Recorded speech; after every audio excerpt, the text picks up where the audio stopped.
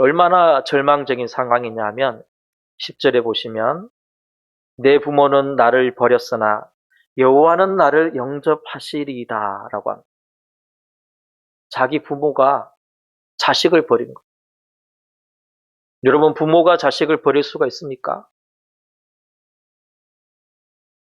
부모가 자식을 버렸다면 세상 전부가 자식을 버린 거죠.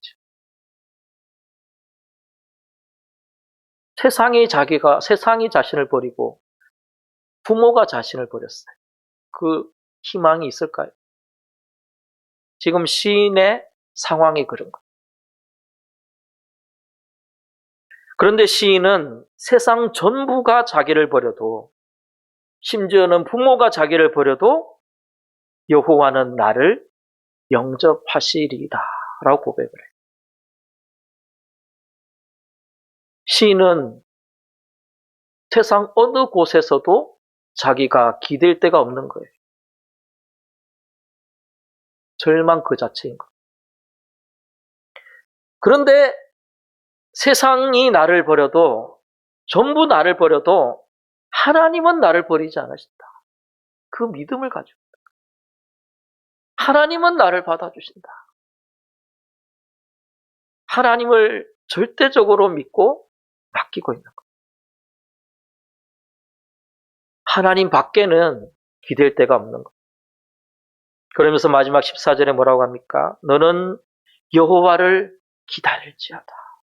강하고 담대하며 여호와를 기다릴지어다.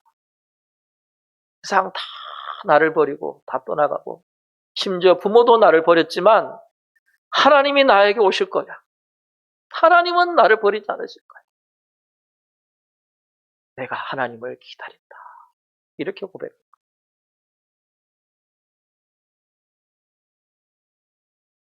주님의 오심을 기다림. 시인은 하나님이 자신에게 다가오심만 바라보고 기다리고 있는 겁니다. 사랑하는 성도 여러분, 우리는 지금 성탄절을 준비하는 대림절 기간을 지키고 있습니다. 주님이 이 땅에 오셨던 거룩한 탄생을 기억하는 절기이고, 동시에 주님이 다시 오실 재림을 기다리는 절기입니다. 사실 이 기다림이라고 하는 신앙은 예수님 시대에만 있던 신앙이 아닙니다. 거슬러 올라가면 구약에는 아브라함 시대 때부터 이 기다림의 신앙이 나타납니다. 아브라함은 처음에 자식도 없었고 땅도 없이 하나님의 약속만 믿고 고향을 떠났습니다. 당시에는 나라에게 경계도 없고 어디 자기의 고향을 떠난다는 것은 굉장히 큰 위험한 모험이었습니다. 그러나 아브라함은 오직 한 가지, 하나님의 약속을 믿고 떠났어요. 아브라함은 너무나 불안하고 힘겨운 인생길을 가야 했습니다. 그러나 아브라함이 그 힘겨운 인생길을 견디며 이길 수 있었던 힘은 하나님의 약속이 이루어질 것이라는 믿음의 힘이 있었기 때문입니다. 하나님의 약속은 이루어졌습니다. 큰 복을 받아 재산을 모았고 이삭이라는 아들을 얻었습니다. 출애굽기에 가면 또 기다림의 신앙이 또 나타납니다. 모세를 통하여 출애굽에 성공한 이스라엘 백성들은 광야 생활을 40년이나 하면서 가나안 땅의 약속을 기다렸습니다. 40년을 기다렸어요.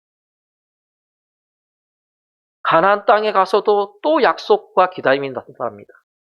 다윗 시대에는 하나님의 영원한 왕권을 너희에게 주겠다 약속하셨어요, 하나님. 그리고 그 영원한 왕권은 예수님이 오심으로 이루어졌습니다. 오랜 기간을 기다렸습니다. 이스라엘이 멸망하고 바벨론 포로기에도 하나님은 약속하셨습니다. 너희가 멸망했고 너희가 지금 고난에 처했지만 내가 다시 너희를 구할 거야. 기다려라. 긴 시간을 기다렸고 다시금 회복시키셨습니다. 그리고 이스라엘의 많은 선지자들은 이 땅에 메시아가 오실 거야 라고 하나님의 약속을 선포했습니다. 이스라엘은 500년을 기다렸고 예수님이 이 땅에 오심으로 그 약속이 이루어졌습니다. 500년을 기다렸습니다. 그리고 긴 기다림 끝에 예수님이 오셨고 예수님은 십자가와 부활로 구원을 성취하셨고 예수님은 하늘로 올라가시면서 다시 약속하셨습니다. 마지막 날에 내가 이 땅에 다시 오리라. 하나님의 약속은 다시 선포되었고 예수 그리스도를 구주로 믿는 그리스도인들의 기다림은 2000년 동안 이어져 오고 있습니다. 그리고 올해도 우리는 그 예수님의 오심을 기다리고 있습니다. 이스라엘과 기독교의 신앙은 한마디로 말하자면 하나님의 약속과 그 약속을 기다리는 신앙인 것입니다. 우리는 하나님의 약속을 굳게 믿고 기다리고 있나요?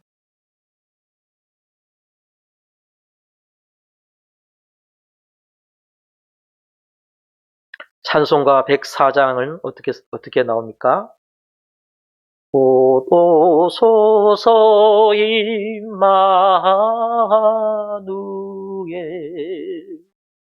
오 구하소서 이스라엘 그 포로 생활 고달파 메시아 기다립니다.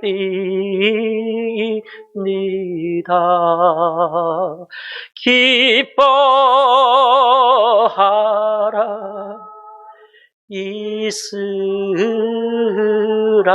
이스라엘 곧 오시리오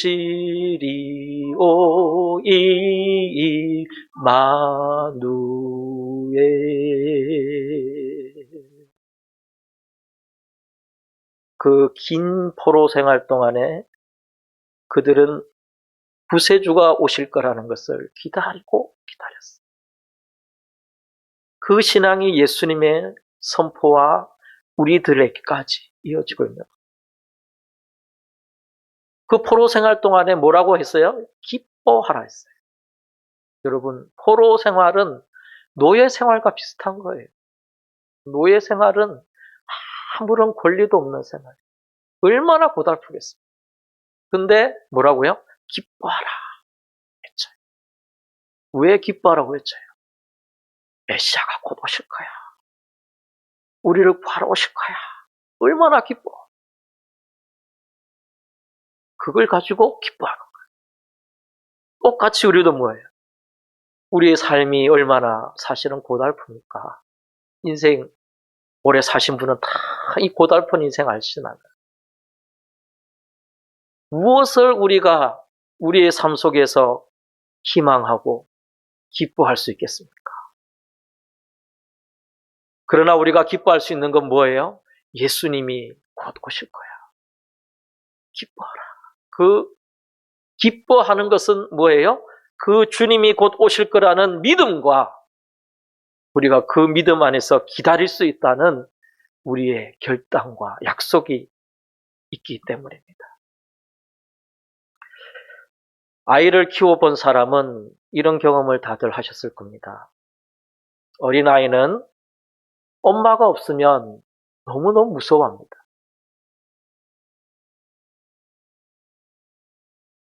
어린아이는 엄마가 없으면 겁이 나고 불안해합니다. 그래서 특히 밤에 애야 엄마가 저기 잠깐 어디 갔다 올 테니까 잠깐만 기다리고 있어 이러면은 애기들이 어떻게 해요? 안 돼 엄마 오지마 가지마 막 그래요. 왜? 엄마가 없으면 무서워요. 아니야, 잠깐 금방 갔다 올 테니까 잠깐만 기다려. 그 얼마 되지 않은 시간일지라도 그 아이에게는 너무나 길게 느껴지고 무섭게 느껴지고 아이에게 엄마의 빈 시간은 너무나 크게 느껴집니다. 아이에게는 그 시간 동안에 그 어떤 것도 엄마의 자리를 채워주지를 못합니다. 그 재미있던 장난감도, 게임도, 심지어는 맛있는 과자까지도 엄마라는 큰 공간을 채워주지 못합니다. 두려움이 엄습해오고 때론 공포감으로 아이는 떨며 울기까지 합니다. 그리고 시간이 되어서 드디어 엄마가 다시 올 때 아이는 펑펑 울며 엄마 품에 안깁니다. 엄마, 엄마, 엄마. 언제 그랬느냐는 듯이 모든 두려움들은 사라지고 아이는 엄마의 품 안에서 평안을 얻게 됩니다. 아이는 엄마가 오는 곳에 자신의 모든 것을 걸어요. 엄마가 빨리 와야 돼. 엄마 빨리 와야 돼. 엄마는 구원이고 생명이고 사랑이기 때문입니다. 엄마가 없다면 아이는 이 세상에 태어나지 못했습니다. 엄마가 없다면 아이도 없는 겁니다. 마찬가지로 하나님이 없다면 우리가 이 세상에 태어날 수 있었나요? 예수님이 없다면 우리가 무슨 소망을 가지고 이 땅에서 살아갈 수가 있겠습니까? 우리 인생이 아무런 의미가 없는 것입니다. 내가 하는 돈벌이, 내가 다니는 대학교, 결혼하고 자녀 키우고 성공하고 행복하고 쾌락을 누리고 그 모든 인생살이들이 무슨 의미가 있을까요? 예수님이 이 땅에 다시 오시는 그날 그 모든 것들은 다 멈추어야 합니다. 그 모든 것들은 연기처럼 다 사라져 버릴 것입니다. 예수님의 오시는 그 날에 우리에게 의미 있는 다른 무엇인가가 남아 있을까요?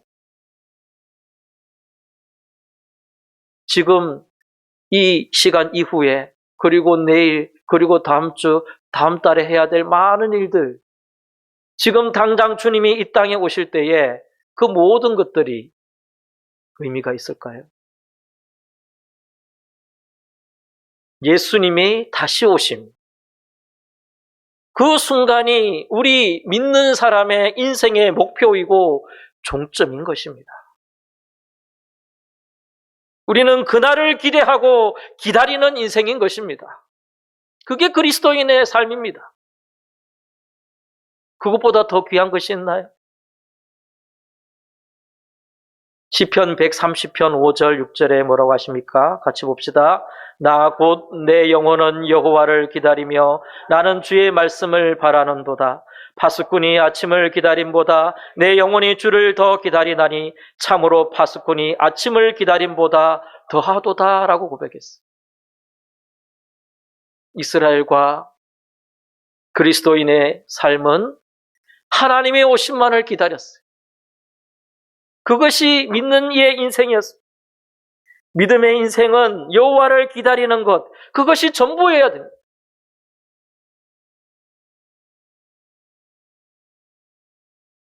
기다린다고 하면서 그냥 가만히 있는 거라고 생각하는 분들이 있습니다. 기다리라고? 그래.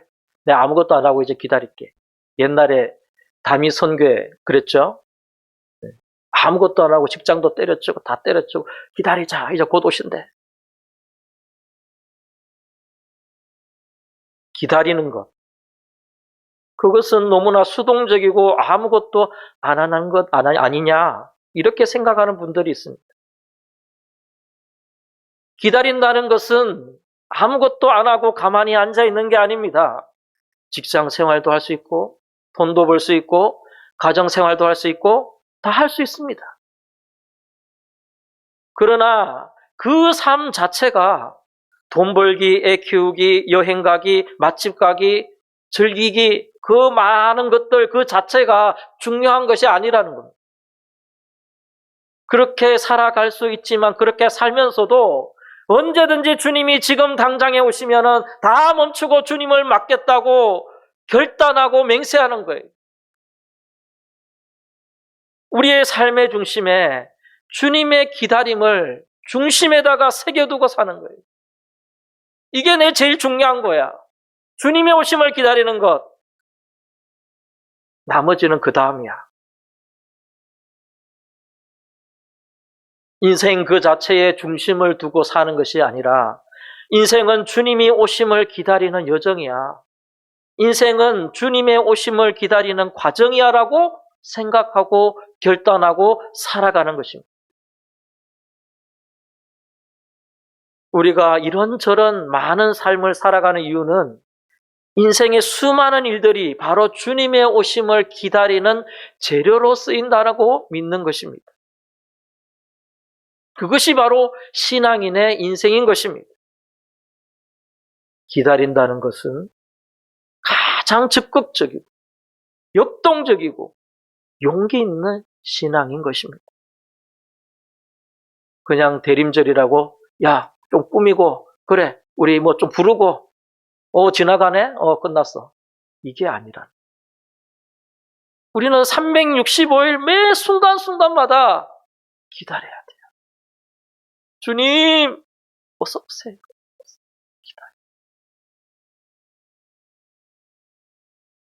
모든 인생과 우리 전부를 건 채 지금이 마지막 순간일 수도 있다는 각오로 오늘을 살아가는 것입니다. 그래서 신앙인은 오늘의 성공에 목숨을 걸지 않고 오늘의 실패에 인생을 걸지 않습니다. 성공했다 할지라도 주님 감사합니다. 이런 말 많은 거예요. 실패했다고 할지라도 주님 다시 일어나면 되죠? 오늘은 지나가는 하루일지라도 주님의 오심은 영원한 사건입니다. 영원히 우리를 향해 달려오고 계세요. 야, 조금만 기다려. 조금만 기다려. 신앙인은 인생을 붙잡고 사는 사람이 아닙니다. 인생을 내려놓고 주님을 기다리며 사는 사람이 신앙인인 것입니다. 그래서 우리는 오늘도 일하고 사랑하고 책임을 다하지만 그 모든 삶 위에 이렇게 고백하며 살아갑니다. 주님, 언제 오셔도 괜찮습니다. 오늘 밤에 오셔도 괜찮습니다. 우리의 인생은 이미 주님을 향해 열려져 있습니다. 어서 오시옵소서. 기다림은 시간이 남아서 하는 일이 아닙니다. 인생의 중심을 하나님께 돌려드린 사람만이 할 수 있는 신앙의 결단의 기다림입니다.